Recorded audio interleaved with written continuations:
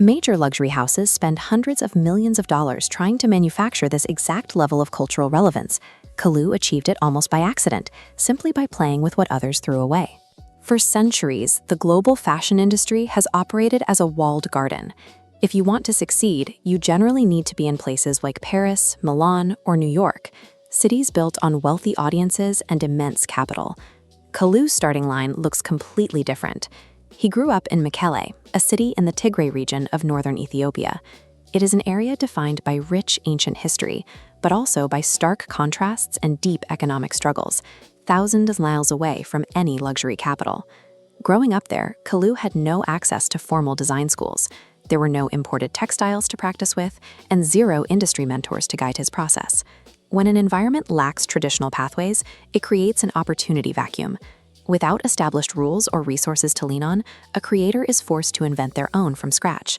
He couldn't knock on the door of the global fashion establishment. He wasn't even on the same continent as the building. So he gathered the materials around him and built his own door instead.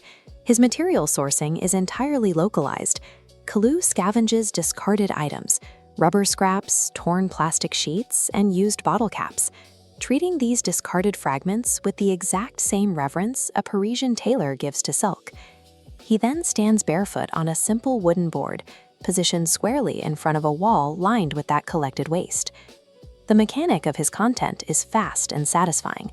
With a single crisp edit, his everyday clothes instantly morph into massive, dramatic, oversized silhouettes. This diagram shows why that visual hits so hard. On the left is a standard high-end silhouette. On the right is the exact same shape, built entirely from bottle caps and rubber. Seeing a luxury structure constructed from literal trash causes cognitive dissonance. That split-second gap, where the viewer's brain struggles to process what their eyes are seeing, forces them to stop scrolling. Kalu figured out how to manufacture that exact moment of disbelief in every single upload. This chart tracks growth up to April 2026. The line stays flat. But when his reels hit the algorithm, reach accelerates rapidly. Over one 24-hour window, the line snaps vertical. He gained 2 million followers in one day, bypassing incremental milestones that take years. His work quickly bled out of niche fashion circles and into mainstream culture, catching the attention of massive artists like Grammy winner SZA, who publicly praised his designs. That created a secondary wave of momentum. Industry veterans like Timberland began sharing Kalu's work, pushing his avant-garde trash designs onto millions of new screens. The absolute peak of this viral surge arrived when Instagram's own official corporate account left a comment on one of his videos, explicitly requesting to feature him. For almost anyone else on the platform, that comment is the ultimate validation. Kalu completely ignored it. He didn't reply, he didn't pin it, and he didn't post a screenshot. That silent, unanswered comment alone racked up 2.1 million likes. That lack of response was incredibly loud. It proved to the world that he wasn't doing this to chase clout or beg for industry approval. His focus was strictly on the pure art of the transformation. Kalu's numbers suggest a shift in how global attention works. In a single afternoon, millions of viewers moved their focus from established European runways to a side street in Ethiopia, ignoring the geographic distance entirely. Corporate marketing teams spend decades building systems to capture this level of reach.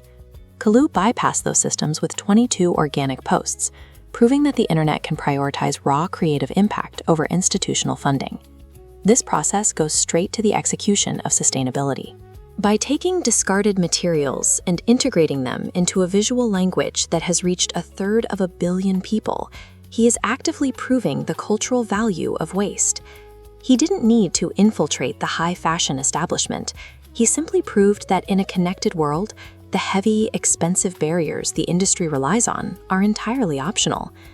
What strikes people most is his consistency. Even with the eyes of the internet locked onto his page, he kept his format exactly the same. No pivots to luxury brands, no sudden shift in style, just the same wooden board and the same wall of discarded materials. Kalu's rise is evidence that the traditional requirements for reaching a global stage, the right city, the right school, and the right budget, can be bypassed. In his case, the specific constraints of his environment became the primary engine of his success. He physically dismantled his environment and reassembled it. He used the dust of the street as texture and discarded plastic as fabric, turning the reality of Mekele into a visual style that the world couldn't stop watching. Look closely at the materials and constraints currently sitting in front of you. Focus on the tools you possess, not the resources you lack. Because somewhere inside the limits of your current reality, your own runway is waiting.